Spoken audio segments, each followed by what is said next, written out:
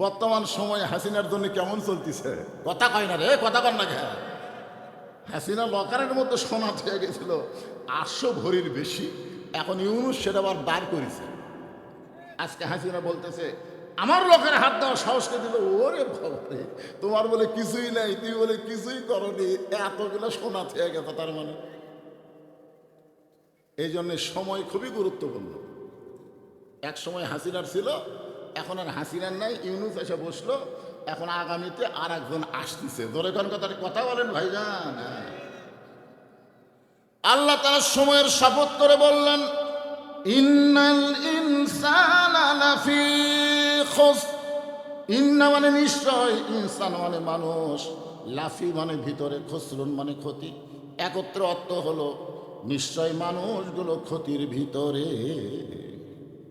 আপনাদের কাছে আমার প্রশ্ন হলো, আল্লাহর যত সৃষ্টি আছে সমস্ত সৃষ্টির ভিতরে শ্রেষ্ঠ মহব্বতের সৃষ্টির নাম কি? যারা বলতেছেন না তারা মনে হয় জানেন না। তাহলে আমার সঙ্গে সবাই বলবেন, আদর করে মানুষ আল্লাহ বানায়া কেমনে দিবেন ক্ষতির মধ্যে ফেলিয়া। সর্বপ্রথম আল্লাহ নিজের হাতে যে মানুষটাকে তৈরি করছেন তার নাম কি? আল্লাহ কিন্তু নিজের হাতে কিছুই করেনি। নিজের হাতে আল্লাহ কিছু করেনি। আল্লাহকে হাকিম হয়ে হুকুম করে। ধরে কোন হাকিম হয়ে কি করে? হুকুম করে। আমরা ছোটবেলা একটা গান শুনছিলাম, গাবো? মাটির পুতুল। যে লোকটা 5 তালা তুটে বলতেছিল আমাকে নামাইকে, আল্লাহ সামান্য একটা লড়ন দিছে, ওই এত ফোর্সে নামছে, কেউ নাম্বারও করা লাগেনি। ধরে কোন কথা ঠিক কিনা? যেরকম হাসিনা ক্ষমতার চেয়ার পায়ে বলছিল 41 সালে আমাকে নামাইকে, আল্লাহ 24 সালের 5 আগস্ট এমন একটা ভূমিকম্প দিল, খালি নামলো না, ভারতে পলায়া গেল। ধরে কোন কথা ঠিক কিনা? আচ্ছা, হাসিনা যখন পলা ছিল ওই ভিডিও আপনারা দেখছেন? দেখলেও মনে করেননি, আমি খুব গুরুত্ব দিয়ে দেখছি। শেখ রেহানা মাটির দিকে তাকা তাকা হাঁটতেছে, আর হাসিনা খালি চারিদিকে ভাবে তাকাচ্ছে এই করে। ওই সময় হাসিনা একটা মনে মনে গান গেছিল, কতজনকে কত কি দিলাম, যাবার কালে এক সংসারও দেখা না পাইলাম। কিন্তু আমাদের মন আমাকে দুনিয়ার এমন পাগল করে দেয় যা আমার মনে হয় যাওয়া লাগবে না। ঠিক কিনা বলেন? আসলে কি যাবেন? কোথায় যাবেন? বাড়ি যাবেন? যে বাড়ি বাড়ি করতেছেন ওইটা আসলে তো বাড়ি না, ওটা হলো অস্থায়ী ঠিকানা। ধরে কোন ঠিক কি না? হ্যাঁ। এখন ব্যাপার হলো, আপনার হিসাব করে দেখেন তো, রুহের জগতে আমাদের রুহগুলিকে যদি আল্লাহ ভালো না বাসত, তাহলে দুনিয়ার জগতে মুসলমানের ঘরে আল্লাহ কবুল করত না। রুহের জগতে আমাদেরকে ভালোবাসার কারণেই দুনিয়ার জগতে আল্লাহ আমাদের মুসলমানের ঘরে কবুল করেছে। আপনারা একটাবার চিন্তা করে দেখেন তো, যে আল্লাহ যদি আমাদেরকে হিন্দুর ঘরে পাঠাতো, মনে করেন যদি আল্লাহ পাঠাতো, আমাদের করার কিছু আছিল? যদি আল্লাহ আমাদের ইহুদি খ্রিস্টান বৌদ্ধদের ঘরে পাঠাতো, আমাদের করার কিছুই ছিল না। যে আল্লাহ ওই সকল ঘরে না পাঠাইয়া সরাসরি মুসলমানের ঘরে আমাদের কবুল করেছেন, এখান থেকেই বোঝা গেল আল্লাহ আমাদের পক্ষে আছে। ধরে এখন ঠিক কিনা? আচ্ছা, রুহের জগতে আল্লাহ যদি পক্ষে থাকে, দুনিয়ার জগতেও যদি আল্লাহ আমাদের পক্ষে থাকে, তাহলে আখেরাতের জগতে আল্লাহ কি আমাদের বিপক্ষে যাবে?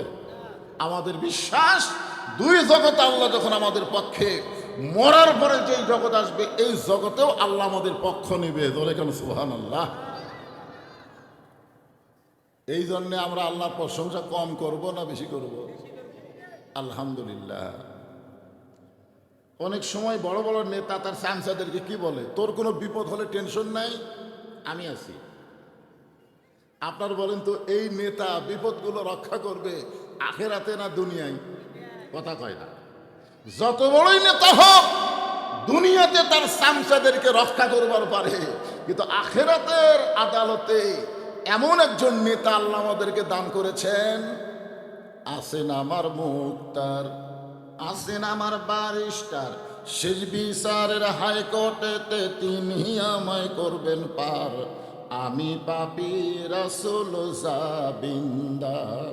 আল্লাহ যখন হাকিম হয়ে আমাদেরকে আসামি বানায় বিচার শুরু করবেন, ওই সময় আমাদের নবী উকিল হয়ে ব্যারিস্টার হয়ে আল্লাহর কাছে আমাদের ব্যাপারে ওকালতি করে আমাদেরকে সুপারিশ করে জান্নাতে পৌঁছায় দিবে। তার মানে বোঝা গেল, পাপ করেও যদি আমরা যাই আখেরাতে, আমাকে কি নাই, টেনশন নাই, আমাদের উকিল আছে। জোরে কর কি আছে, কথা কয় না রে বাবা। আল্লাহ হচ্ছেন হাকিম, নবী হচ্ছেন উকিল, আমরা হলাম আসামি। কোন বিচার? গানের মধ্যে কোন বিচারের কথা বলা হয়েছে? শেষ বিচার। ধরে কোন বিচার? যার পরে আর কোনো বিচার নাই। আপনারা বলেন তো, বাংলাদেশের কোর্ট কাছারিতে যেগুলো বিচার হয় এগুলো কি শেষ বিচার? হাসিনার সময় যেগুলো বিচার হয়েছে আমরা কি বলি? বিচারের নামে প্রহসন করেছে। ধরে কোন কথা ঠিক কিনা? আবার ইউনূসের সময় যে বিচার হচ্ছে, আওয়ামী লীগেরা বলতেছে ক্যাঙ্গারো কোর্টের বিচার হচ্ছে। মানে কোনো বিচার কেউ মানবার চায় না। এগুলো হলো ফালতু বিচার। আসল বিচার হবে হাসরের ময়দানে। ধরে কোন কথা ঠিক? আর সেই বিচারে আমাদের কোনো টেনশন নেই, আমাদের উকিল আছে। আমাদের উকিল হলেন বিশ্বনবী মুহাম্মদ রাসূলুল্লাহ। সকলে বলি সাল্লাল্লাহু আলাইহি ওয়াসাল্লাম। এমন একজন নবীর উম্মত হওয়াতে আপনারা খুশি না বেজার? তাহলে জবান করে আর একবার বলি আলহামদুলিল্লাহ। এখন আপনারা যে কোরআন থেকে তাফসির শুনবেন, আলোচনা শুনবেন, আপনারা তো কোরআন থেকে শোনার জন্য আইছেন, ঠিক কিনা বলেন? আমার মুহিত ভাই বারবার একই কথা বলেছেন, কোরআনের কথা। আপনারা বলেন তো, এই কোরআনে কোনো সন্দেহ আছে? এই কোরআনে কোনো গোঁজামিল আছে? এই কোরআনে কোনো ধোঁকা আছে? কোরআনের প্রথমেই আল্লাহ বলেছেন যালিকাল কিতাবু লা রাইবা ফি হুদাল লিন-নাস না মুত্তাকিন। মাশাআল্লাহ। আসলে আল্লাহ যদি হুদাল লিন-নাস বলতো, তাহলে এই কোরআন থেকে পাইকারি হারে সবাই হেদায়েত পেত। কিন্তু যখনই মুত্তাকি শব্দ উল্লেখ করেছে, তখন সবাই কোরআন থেকে হেদায়েত পাবে না, কেবলমাত্র মুত্তাকির জন্যই এই কোরআন হলো হেদায়েত। জোরে বলেন কথা ঠিক? কারণ কোরআন শোনার দিক দিয়ে সবচেয়ে ভালো শ্রোতার নাম হলো আবু জেহেল। আল্লাহ নবী যখন কোরআন তেলাওয়াত করতো, আবু জেহেল চুপি চুপি নবীর কোরআন তেলাওয়াত শুনতো। নবীর সামনে কোনোদিন আসে নাই, চোরের মতন সাইড থেকে সারা রাত কোরআন তেলাওয়াত শুনছে, দাঁড়ায়া দাঁড়ায়া, বসার জায়গা হয়নি। সকালবেলা গিয়ে আবু জেহেল বলতেছে, এত সুন্দর কোরআনের বাণী, রাতটা কোন দিক দিয়ে গেল আমি বুঝবারই পারিনি। সুবহানাল্লাহ বলেন। আপনারা বলেন তো, আবু জেহেল কি কোরআনের বিরুদ্ধে কইছে? বরং কোরআনেরই তারিফ করতেছে, এত সুন্দর কোরআনের বাণী, রাতটা কোন দিক দিয়ে গেল আমি বুঝবারই পারিনি। আজও বাংলাদেশের সব দলের মানুষ কোরআনের তারিফ করে। জোরে কোন ঠিক কিনা? আবু জেহেলের মতোই বলে এত সুন্দর কোরআন। তা আবু সুফিয়ান বলতেছে, নেতা, যেই কোরআন শুনতে রাত কোন দিকে যায় বোঝা যায় না, সেই কোরআন ধরলে অসুবিধা কি? শুনলেই যদি এত মজা হয়, তাহলে কোরআন খালি শোনার জন্য আইছে না কোরআন ধরার জন্য আইছে? আপনারা বলেন তো, বাংলাদেশের সব ছেলেরা কি কোরআন ধরবার পারে? আপনি প্রাইমারি যান আর হাফিজি মাদ্রাসায় যান। আমার একটা হাফিজি মাদ্রাসা আছে। কোনো বাচ্চা যদি মাদ্রাসায় ভর্তি হয়, ভর্তি হওয়ার পরে ওস্তাদ তাকে পেশাবখানাত নিয়ে যায়। আমি বললাম, হুজুর পেশাবখানাত কেন? বলে আগে ওকে পবিত্রতার শিক্ষা দেওয়া লাগবে, তারপরে কোরআনের শিক্ষা হবে। ধরে কোন কথা ঠিক কিনা? লা ইয়ামাসসুহু ইল্লাল মুতাহহারুন। ততক্ষণ পর্যন্ত কোরআন স্পর্শ করাই যাবে না যতক্ষণ পর্যন্ত পবিত্র না হবা। আপনার বলেন তো, কোনো ছেলেকে যদি প্রাইমারি ভর্তি করে দেন, শিক্ষক কি ওকে পেশাবখানা দিয়ে যায়? পরে হাতের উপর একটা বই দিয়ে বলে পড়ো।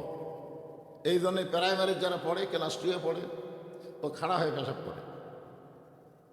আমি একদিন বললাম, বাদান বসে থেকে পেশাব করে, বস, কেমনে পেশাব করা লাগে তোর স্যার তোকে শিখাইনি?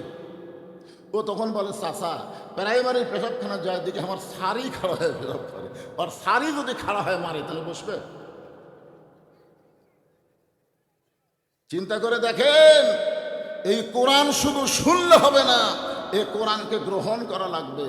আবু জেহেল বলতেছে, আবু সুফিয়ান, এই কোরআনকে যদি গ্রহণ করি তাহলে তোর আর আমার ভুয়া নেতৃত্ব চলবি না।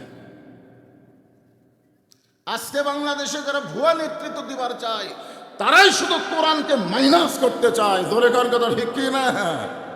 কোরআনের হক কথা তাদের কলিজার মধ্যে কম্পন ধরে। আজকে শুনুন, এই কোরআন পাইকার হারে সবাইকে হেদায়েত দিবে না। আল্লাহ বলেছেন মুত্তাকি যারা হবে কোরআন থেকে তারাই কেবলমাত্র হেদায়েত পাবে। এই কোরআনের মধ্যে কোনো সন্দেহ, ধোঁকা, গোজামিল। বর্তমানে যে সংবিধান দিয়ে আমাদের বাংলাদেশ চলতেছে, আপনারা বলেন তো এই সংবিধানের মধ্যে সন্দেহ আছে না নাই? ধোঁকা আছে না নাই? গোজামিল আছে না নাই? তাহলে ৯০% মুসলমানের বাংলাদেশে মানুষের তৈরি সংবিধান অনুযায়ী চলবেন আর আল্লাহর সংবিধানের খালি ওয়াজ শুনবেন।